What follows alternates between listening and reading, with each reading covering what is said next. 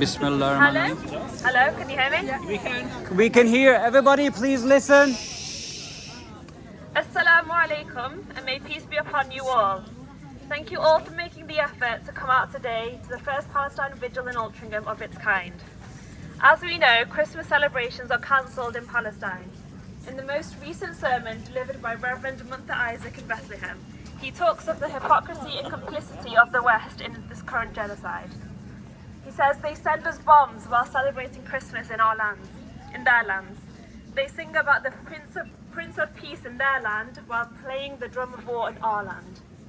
In this dystopian world where we celebrate the birth of a man whose homeland is currently being obliterated and its people massacred, it feels imperative to use this time to, number one, commemorate the thousands of Palestinians' lives lost in the pursuit of justice and freedom from genocide, occupation and apartheid, and number two, to raise awareness on this situation within our local community, and three, counter the rampant disinformation we see on mainstream media that seeks to vilify and undermine the Palestinian liberation movement.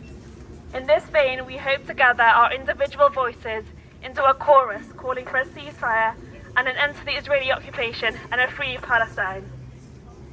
I'll now introduce Lizzie, who will be giving an update on the situation. Sorry.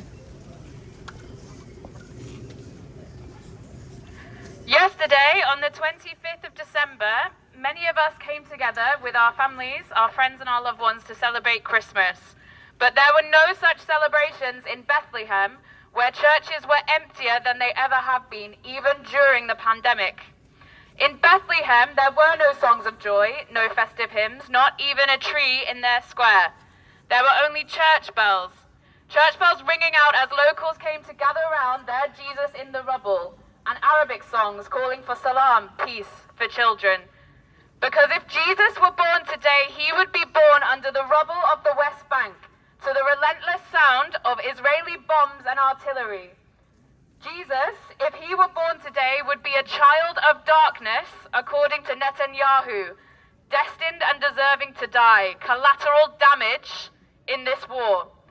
Mary might even have been shot down in the street, searching for shelter for herself and her unborn child.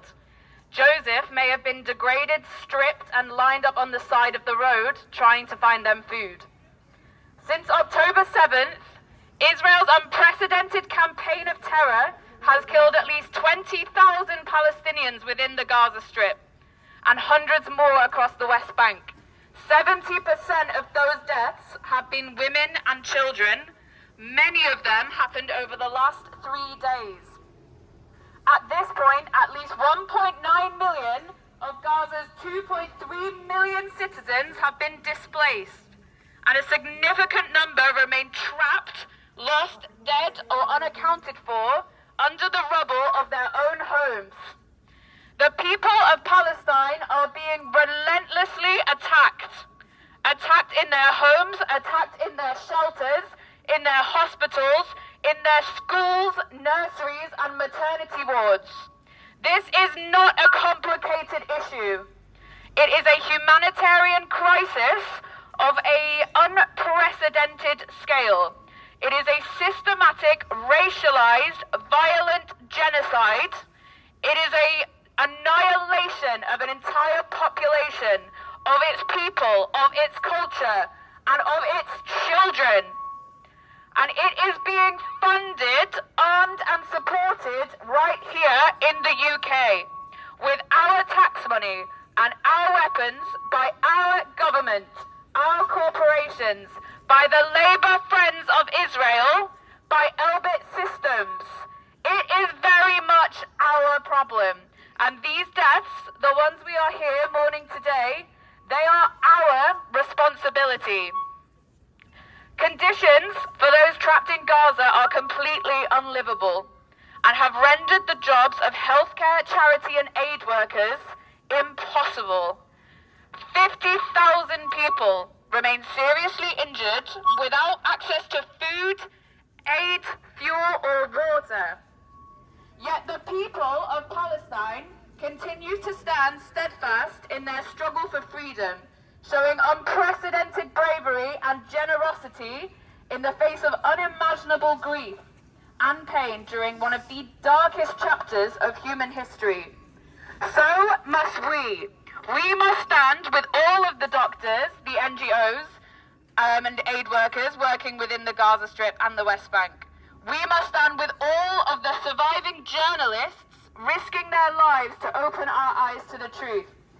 And we must stand against our own government officials, our corrupt media outlets, and our corporations who try to lie to us and convince us to look away. We will not look away. We will never take our eyes off Palestine. We will not be silent or silenced. Bearing witness to this ongoing ruthless assault and the scale of the suffering that it is causing can make us feel hopeless and helpless. It can make us feel alone in our anger and our grief. But we are not alone, and we are certainly not helpless. Not if we organise. Not if we continue to support and amplify each other, to build strong networks, to combine our voices and our resources to work for change. Not if we keep coming together like we are today to mourn the dead and fight like hell for the living. Organised movements work. Boycotts work. There is a precedent for the success of targeted, meaningful action. Starbucks has reportedly lost 11 billion in its market value and has been kicked out of Morocco.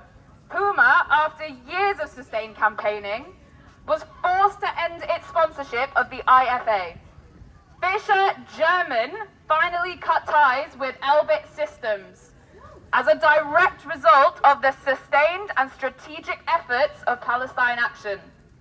These are significant victories, but to enact real change, we also need to look closer to home.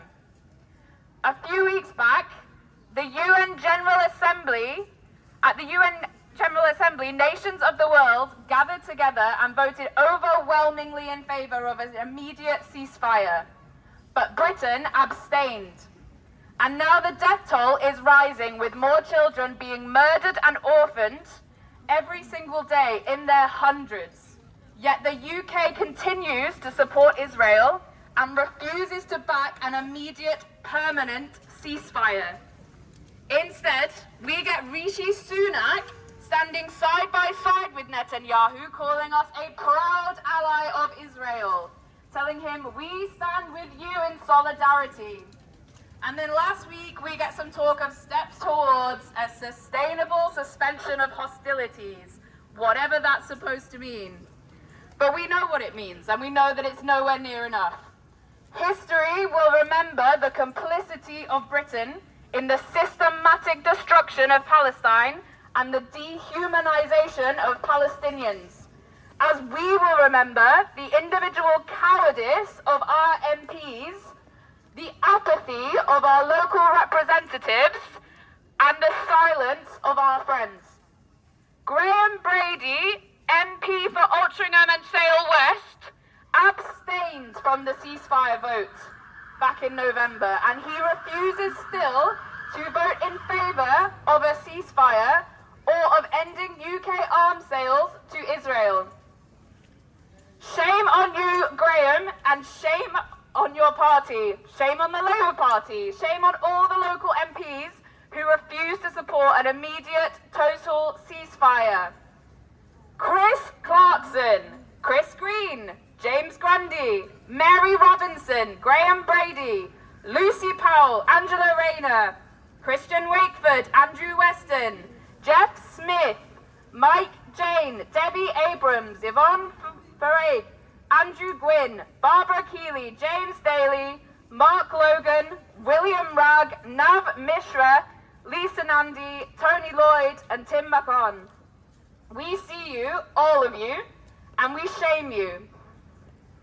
Shame on Rishi Sunak, shame on the Tories, shame on the Labour Friends of Israel, and shame on Keir Starmer, because the Labour path to leadership is being bulldozed through the bodies of the dead, and the hidden hands being reached out under the table to shake with their Zionist donors are absolutely dripping with the blood of the West Bank.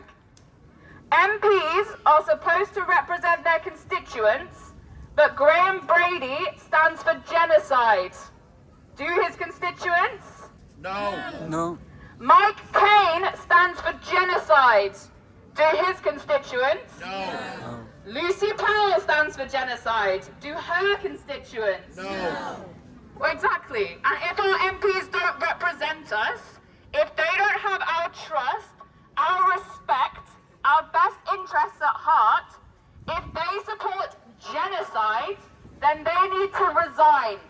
And we need to tell them in no uncertain terms that it is time for them to step down and that they will never get our vote again.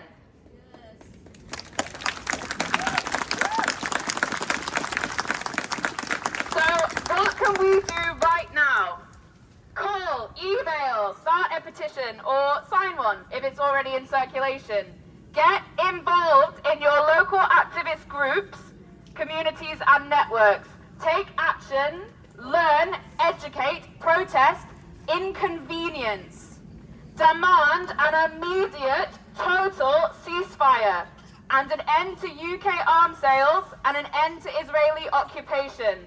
Be relentless because the situation demands it.